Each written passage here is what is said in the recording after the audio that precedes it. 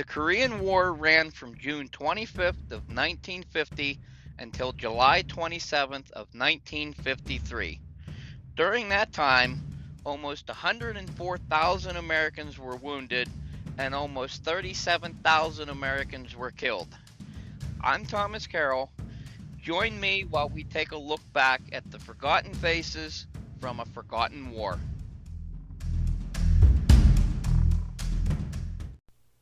Hello, everybody, and welcome to the Forgotten Faces podcast. It's time for part 2 of our interview with Christopher Russell, and we are going to pick up where we left off talking about the Pusan perimeter.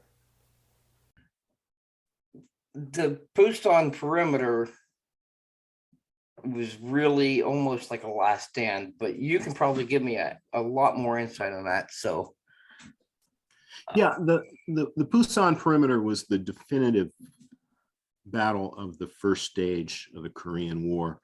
To set the stage for that, it's important to note that the U.S. Army evolved its strategy in fighting the North Koreans during that summer of 1950. We already talked about how the initial strategy was, hey, we'll put Americans there with an American flag and that alone will scare the enemy away. Well, in a matter of hours, that was proven to be false. So the next strategy became, all right, we are going to delay the advance of the North Koreans until we can get enough men and materiel shipped over to Korea to effectively fight against them. Now, obviously, you don't just snap your fingers and have a well-prepared army appear right there on the battlefield. Men had to be pulled from other jobs, rear echelon jobs in Japan.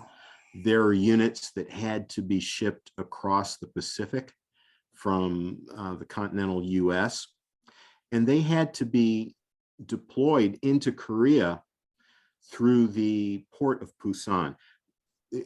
Back in that time, airfields were very rough and very few, and the aviation technology of the time, you couldn't fly a tank on a C-47 twin prop airplane in those days. You really had to bring stuff over by ship.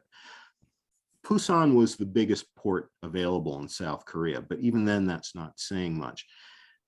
This was a bottleneck. There were only so many berths for freighter ships to receive materiel, and there were only so many cranes and derricks for moving equipment off of the ships. So what this means is it was going to take time for the Americans to bring reinforcements to really put up a good defense of South Korea. So for the initial deployment, the 24th Division, which was pulled from Japan, and that included the 34th Regiment, that included our boy Phillip Hughes, they had the strategy of delaying the North Koreans by putting up some resistance. So, if the North Koreans are marching in a column with their tanks, they're making pretty good progress. But if they run into American resistance, that means they have to get off the road. They have to deploy. They have to spread out on either side on the fields, right? And that costs them time. And that time would be to the advantage of the Americans who are, we're trying to save that time so that more stuff can be shipped into Korea. The problem with this strategy, this delay strategy, is there were so many North Koreans that they could flank the few American positions, the few American defensive positions. And so really, history shows us that it was American lives that were sacrificed in these delaying actions in order to buy time. It's really tragic, and it wasn't immediately evident to the Americans, but they very quickly caught on. And it affected the way they fought. Again, these kids weren't necessarily well trained for the most part, but when they were in these initial combat engagements, there was a lot of panic. And, I hate to say this, and it's not to disparage the troops, but it's just a fact that they were not well trained. They were not well prepared. There wasn't a lot of great discipline. There wasn't a lot of good combat leadership. Sometimes there was, but a lot of times there wasn't. And unfortunately, there were many routes where these kids just panicked. They threw down their weapons and they ran. And this happened again and again, this delay tactic. You hold up North Koreans for a day or two, and then you fall back and start the process all over again. Well, by August, early August, I'm going to say about August 6th, if my memory serves me, they had fallen back to a natural defensive line that was defined by the Naktong River in South Korea. And the Americans consolidated as best they could their forces along the Naktong River, which defined the Pusan perimeter. This was the perimeter that defended the port of Pusan. And Pusan was critical. Either that was the way they were going to bring men and material into Korea, or that was going to be the port through which they would retreat if it came to that. And the commander of the 8th Army, General Walton Walker, issued an order to his men at that point: we are done with the delay tactic, with the delay and retreat tactic. We are now going to stand and fight. And I have a copy of that order, actually. It's old yellow paper now, but it was a dramatic order to be given and was passed down to the men. And I'm sure it was both frightening but inspiring at the same time. And what had up to that point been a totally tragic experience for the American Army turned around at that point, because they were learning how to fight the hard way by just surviving. If you live long enough through all this stuff, you're bound to learn something. But they learned how to mobilize the few men they had. They didn't have a consistent line of defense at the Pusan perimeter. What the generals did was group the men in strong points where they knew or where they thought the North Koreans would be advancing. And if a battle broke out at a certain point on the perimeter, they would use trucks to move men from one place to another to reinforce those spots where the enemy was attacking. You're probably familiar with the name, the Battle of the Naktong Bulge. That is one of those battles where troops had to be moved in from other spots. Americans had to be moved in from other spots to reinforce that part of the line, because the North Koreans were attacking there. But the Pusan perimeter defense started in early August, around August 6th or so.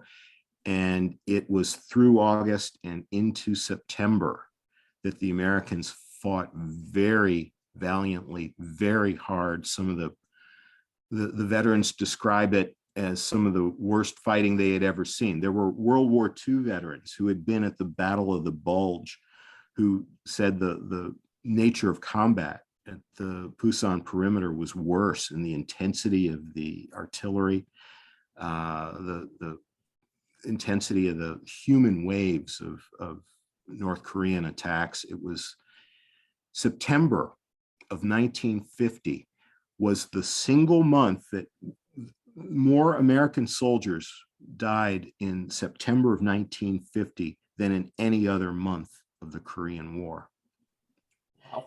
And they held on to the Pusan perimeter into mid-September because, as you probably know, the 8th Army conducted the Incheon invasion, which was further up north behind the North Korean lines. And when the Americans successfully went into Incheon, again, another story that's worth another podcast, right?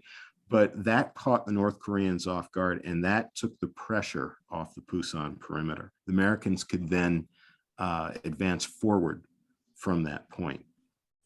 So that, in a nutshell, is a quick version of the Pusan perimeter history. So, what happened to Phillip Hughes through all of it then? Phillip Hughes was there on the ground from July 5, and he first was a replacement troop. He was with another regiment in Japan, and he was assigned to the 34th Infantry Regiment I Company on July 4, and he fought with I Company through July, through the Battle of Taejon, which we didn't talk about, but that's another key piece of history here. He fought with I Company through about July 22 or so. He was then, for some reason, and we don't know why, he was reassigned to B Company of the 34th Regiment, and he fought with B Company at the Pusan perimeter. Now, the whole 24th Division was so decimated through those early weeks of the war that they were pulled off the line in late August, like around somewhere around the 18th or 20th of August. The whole 24th Division was pulled off the line, and they were given reprieve at a rest camp behind the lines, because at that point there were enough Americans to take their place. The Marines had arrived by then. Americans had delivered the 2nd Infantry Division by that point. The 1st Cavalry Division had arrived. There were even some British Commonwealth forces arriving by then. So there was enough there enough of the Allies to carry the weight. So they took the 24th, which was really, really beat up, the 24th Division, and put them in a rest camp for a few days. And they were supposed to be there longer than that. But by the 3rd of September, they were put back on the line. Now, a couple things happened. While they were in the rest camp, the 8th Army headquarters looked at the numbers, the losses that the 24th Division had suffered. And in particular, the 34th Infantry Regiment, of which Philip was a part, okay? Those survivors, and Philip was one of those very few survivors who was still standing. He had survived without a scratch through August into early September. On September 1, the 8th Army disbanded the 34th Infantry Regiment, and the surviving soldiers were reassigned to the other regiments, the 21st and the 19th of the 24th Division. Philip was reassigned to K Company of the 19th Infantry Regiment. Now, he maintained the same rank. He was a private. Apparently he never made PFC. He was just a private. He celebrated his 18th birthday on August 31st, the day before the 34th was disbanded. He celebrated his birthday in that rest camp. So he was at least away from the battle, although I'm sure they could hear the artillery in the distance. The rest camp was just where the division they just posted tents for everybody.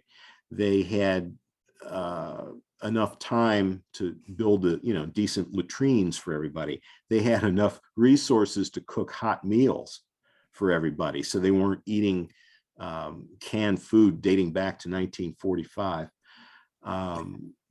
This is the place where Philip wrote his last letters home. Now, we talked earlier about how Philip had a really rough time with his adoptive parents. It was kind of a love-hate relationship with his mother. He still wrote to his mother, and he wrote letters to really to manage her expectations and to keep her from worrying too much. In his letters, he didn't talk too much about the battles, but and I haven't seen the letters that he wrote, but I learned from his kid brother what Philip communicated. This rest camp situation came to an end around September 3 because the North Koreans, remember, the Incheon invasion didn't happen yet. That wouldn't be until September 15. So there was still a lot of pressure on the Pusan perimeter. And there was a spot on the east coast, on the Sea of Japan, near the port of Pohang, which is a smaller port, smaller than the Pusan port. And the North Koreans were pushing there, and there were South Korean troops holding it. And the South Koreans were not as well equipped and they were good soldiers, but not always as effective as the Americans, or maybe these guys were beat up too, but they needed help, okay? And so the 8th Army had no choice but to pull the 24th Division out of its rest camp and move them to the east coast of Korea to defend a corridor there, the corridor that went from Pohang down to the port of Pusan. Of course, the whole idea was to keep the North Koreans away from that port. Help the South Koreans. They weren't holding the line well. So here comes the 24th Infantry Division. One of the key landscape features in that area was a hillside, a mountain called Hill 300. And the 3rd Battalion, K Company of the 19th Infantry Regiment, K Company is part of the 3rd Battalion. It was sent there to take and hold Hill 300. And there's a chapter in the book that goes into detail about what happened there. But eventually, thanks in large part to support from American and British Navy air power, the Americans took that hill. The South Koreans and the Americans took that hill. And once they were there, we're down to about September 11 now, 1950. One of the first things you do when you take a hill and you take a position and you consolidate is you start sending out patrols to figure out where the enemy is. You always want to keep contact with the enemy so you know where they are and there are no surprises. There was an order given to K Company to organize a patrol, which went out on September 12, 1950. We don't know a lot about it, if it was a daytime patrol or nighttime patrol, but we do know that the patrol is designed to be sort of a pincer movement. There was one group of Americans that would go from the hill into this no man's land toward where they thought the North Koreans were. One side of the pincer went north, the other side of this pincer movement went to the west. Phillip was part of that patrol, the portion that went to the west. And we found out later, his mother went to Walter Reed Army Hospital in Washington, D.C. later that year to find somebody of the many wounded troops from Korea that went through Walter Reed Hospital. She was looking for somebody who could explain what happened to her son. She finally found somebody who described this pincer movement, and he described what happened to them. The squad that Phillip was with, which we believe was led by First Lieutenant Thomas C. Clare, was caught in an open field, and there were North Koreans on a higher position looking down on this field that ambushed that patrol, and they were wiped out. And Phillip was, his death was recorded on the morning report for K Company of September 12, 1950, as killed in action. And his remains would, with many other Americans, the remains of a lot of those boys who were killed in 1950, they were kept in a temporary cemetery at Miryang, South Korea. They found a agricultural science university, a piece of land there at Miryang that had the right features. It was well drained. And that became the place where American casualties were stored while the U.S. Army made preparations to ship them home. Why were they stored temporarily at Miryang? This is because the Army, which remember was unprepared in so many ways, they were not prepared with mortuary services yet. And so with the Korean War going so badly during 1950, they quickly decided, oh, we better put together a mortuary facility somewhere. They didn't want to do it in Japan, in Korea, because the hold on Korea was so tenuous in 1950. It was threatened to be overrun at any point. So the decision was made to make the mortuary facility. And when I say mortuary facility, this is where they take the remains and they do the embalming and they do the identification work, and they prepare the remains, put them in a coffin so they could be shipped back to the US. They did this in Japan. The Army very quickly went around the lower island of Kyushu, which is the part of Japan closest to Korea. And they decided that a Coca-Cola bottling plant would be the best place to set up a mortuary. They took over this facility and they yanked out the bottling stuff, but used the rest of the infrastructure to set up the mortuary activity. But this took time. And that's why the Americans killed during the summer of 1950, that's why they were placed in temporary graves at Miryang for the rest of that year and into 1951, okay? At some point in 1951, Philip's remains are taken through this mortuary in Japan, in a place called Kokura, Japan, is where the mortuary was. That's where they did the proper identification and put him in the box. And they put the box on a ship, and the ship went across the Pacific. And we don't know what port, if it went through Bremerton, Washington, or if it went through Long Beach, California, or San Francisco, California. We don't know. But once his remains reached the US, like all the other Americans, the coffins were placed on trains. And for Philip, who was from Washington, D.C., that meant he was put on a train that went to a collection center in New York City first. So that was the hub for the East Coast.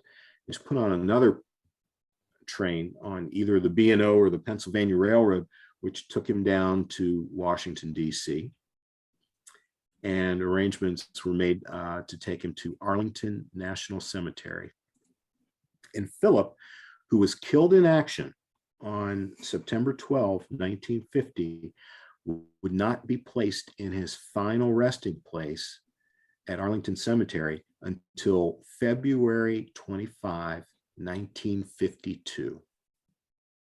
And that's what happened to Philip. So how did you learn about Philip? Well, remember that he spent his summers at Rehoboth Beach, Delaware. Mm-hmm.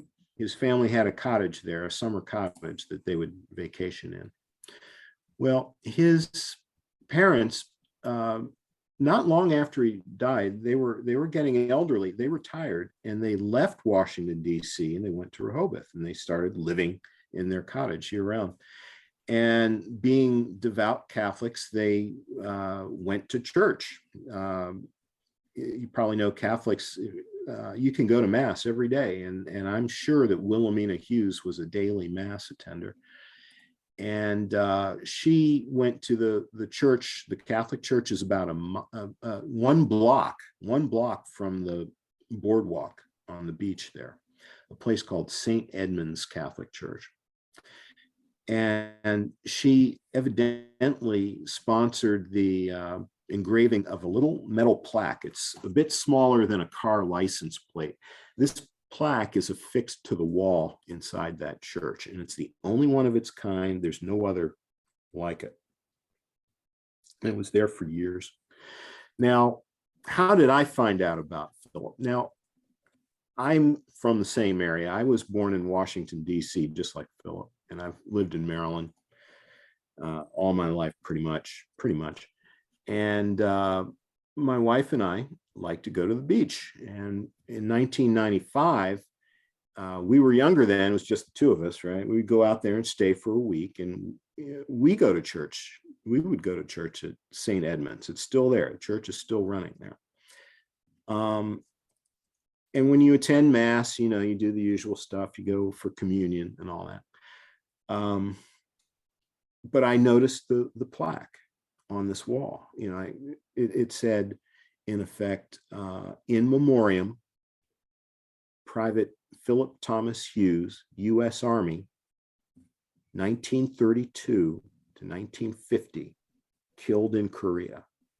That's what it said on the plaque. And I noticed that. And my wife and I go to Rehoboth every year, right? Well, pretty much.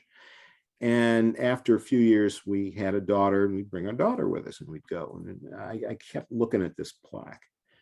Well, 1995 is the time where the internet starts catching on, right? And we all start figuring out how to use the internet.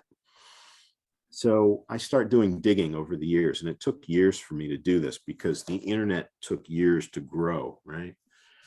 And I'm looking at census records, I'm looking at military records, I'm looking at old newspaper archives. There's a story in the Washington Post dated September 26 about Phillip Hughes. And I saw that article. The headline was something like,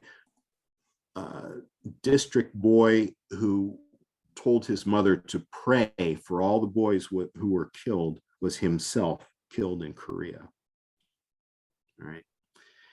And just assembling that information over time, I was lucky enough to get an email address to a family member, a lady who's about my age, who is actually the niece of Phillip Hughes. Remember, Phillip had a younger brother, Frank, who was also adopted. Well, Frank had a family. He and his wife had a daughter who was this lady who I contacted. In very short order, I got in contact with Frank and his wife. I met them. My wife and I met them, and over dinner, we got the story. Frank filled in all the blanks about them being orphans, about how they ran away from home, what Phillip was like, and how his mother searched at Walter Reed Army Hospital to get someone to tell her about what happened to Phillip. All that came from the conversation with Frank over dinner, right? I visited with him a few times with a tape recorder and recorded his story. And I just found it compelling, and all that turned into a book. And The Battle of Turkey Thicket is that book. So that's what happened to Phillip, and how I found out about him. And one of the most meaningful parts of all this was they still had the American flag. There's a 48-star American flag that had been placed on Phillip's coffin at his funeral and placed on his casket. The family still had that flag folded up in a triangle. They let me touch it. Oh, wow. And you're supposed to be, you're not supposed to lose it. You're supposed to be strong. I got to tell you, I was in tears.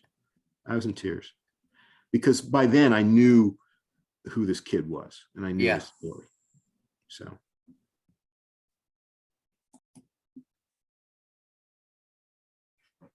So Thomas, obviously it was good luck that I was able to find Phillip's family, his kid brother, and to get that story. This was back in like 2015. And over the next few years, we would talk and meet, and it was just in time, really, because when I met his brother, Frank Hughes, Frank was already in his early 80s. And I was asking a lot of him, because he would have to reach back 70 years and more to really be able to answer the questions I was asking. I found him just in time because at that advanced stage, of course, it was only a matter of time until he would run out of time here on Earth with us. And that happened here just recently. First, his wife died on March 25th of 2022, just a few weeks ago. And like 8 days later after that, Frank died. And I found out because I got a call from their daughter. She told me about it. And you have to imagine, she's the only child, and she had to deal with losing both her parents at the same time. She had the presence of mind to reach out and call me and tell me about funeral arrangements. And I took off from work and went down to Oak Hill Cemetery in Washington, D.C., which is a very historic cemetery. A lot of famous people from over the last couple centuries are buried there. But went down on a beautiful day in early May for that funeral service, and basically said my farewells to Frank and his wife, Cece. But they knew that I really appreciated the information that they shared. And it's been very valuable to me, the story of Phillip Hughes. Now, this kid, he lived 30 years before me, and we didn't know each other. We had nothing in common, really, other than we were both born in Washington, D.C., and we both hung out at the beach at Rehoboth, Delaware, right? But I will tell you, this is one of the most rewarding things I've ever done in my life, chasing down the story of Phillip Hughes and putting a book together about him, which is primarily about Phillip, but it's also about Frank as well. Frank, he suffered from being an orphan. He suffered from a domineering adoptive mother who wanted to force him to be a priest and everything. Turns out that Frank was a brilliant kid. They didn't recognize this when he was a child so much. You know, he had been in reform school with Phillip there in 1949, right? But the school systems, they realized that this was a brilliant kid. And it turns out that after going to college and getting some graduate degrees, Frank went on to have a really stellar career in government and business. He was an assistant postmaster general during the Nixon administration. He worked in the space program at Goddard Center in Greenbelt, Maryland. He was in the banking sector for a while, and he was an executive director for a bank in Australia. And the last stage of his career, he was a defense intelligence analyst at Fort McNair in Washington, D.C., and went on to have a very successful life. But there was something missing for him, and just having his story being told. When I was working with him and I was writing notes and capturing Philip's story, I was also capturing his story. And this is in the book as well, in the Battle of Turkey Thicket.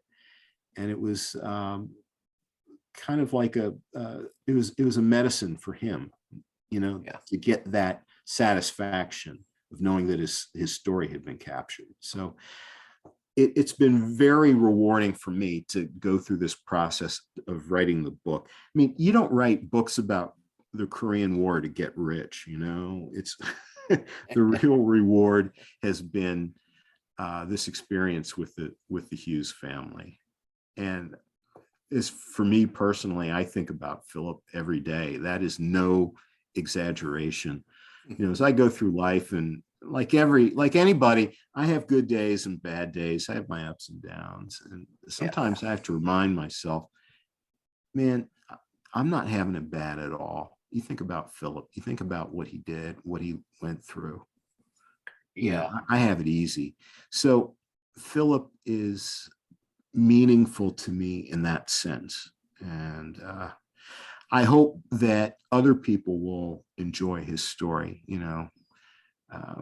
The Battle of Turkey Thicket, it's on Amazon.com. And I would be honored if folks wanted to pick up a copy and read it.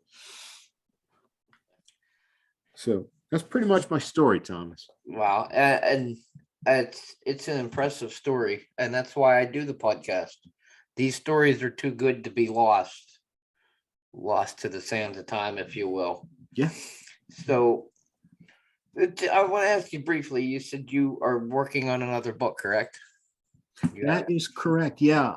This is because I worked on Philip's story. When I first finished the book, I went to a forum on the internet, KoreanWar.org, which is run by Hal and Ted Barker, KoreanWar.org. And I found a lot of good information there that went into the book. But there's a forum there that allows you to exchange email with other people who are interested in that topic. And one of the people was an actual veteran of the Korean War, Lacey Barnett from Indiana. And so I met Lacey Barnett, who was 91 years old at the time, who was active on the internet and sending email back and forth. I offered to send him a draft of my book so that he could review it. And I welcomed his comments because he was there on the ground. I mean, all the stuff about the Korean War, I wanted his reaction to it. He reacted favorably to it, and we kept the conversation going over the next few years. Now, sadly, Lacey is not with us anymore either. He died October 2 of 2021. But we had enough of a conversation going that in that time, that the time that we were actively communicating, he asked me if I would take his archive. He was the unofficial historian of the 34th Infantry Regiment. Now, Lacey was with the medical company. He was a stretcher bearer during the Korean War, and his own story is very interesting. But by the time he retired, and all those other Korean War vets were retired in the 1980s and 1990s, that's when they had their reunions. And as the historian, as the self-appointed historian to the 34th Infantry Regiment, Lacey took it upon himself to collect the memoirs of his fellow veterans. And so he had started an archive. And as he got older and he knew that his time was limited, he asked me to take that archive. He gifted it to me. And so one day on my front porch were 6 banker's boxes full of letters, maps, and photographs, which I have stored properly in a series of filing cabinets. It's with the understanding, and Lacey and I signed a letter of agreement to do this. The understanding is that I will harvest a book from that material, in which basically we'll let the veterans speak for themselves. We will take from their memoirs, their stories, their experiences from the Korean War. And I will act as the editor, really. And it will have Lacey's name on it, Lacey Barnett's name as the primary author, because he did so much of the work over, 3 decades. And that is something which I have underway, but I can't give all my time to it because I'm still working. I still have a day job. And I've got another couple of years before I retire, but that's when I can really get into it. And the same spirit is what you just said. These stories deserve to be told. These men deserve to be remembered. Korea doesn't factor much into modern education these days. But there's no better way to tell that story than use the voices of the men who they themselves fought in that conflict. And God willing, I will have the time to pull that together and make a readable book out of it. Well, we look forward to seeing it. So, Christopher, I thank you very much for your time. It was a wonderful podcast. Well, Thomas, thank you. You're doing good work with this. Thank you for doing this. And Thank I I wish you good luck in finding folks to make more editions for it. I'm working on it. Same as you, as little as I can with working a full-time job even. Yep, I hear you. So, I hear you. Thank you again, Christopher. Peace be with you. Take care. Thank you again for everybody to listening to the Forgotten Faces podcast. You can find our show notes and our blog at forgottenfacespodcast.wordpress.com.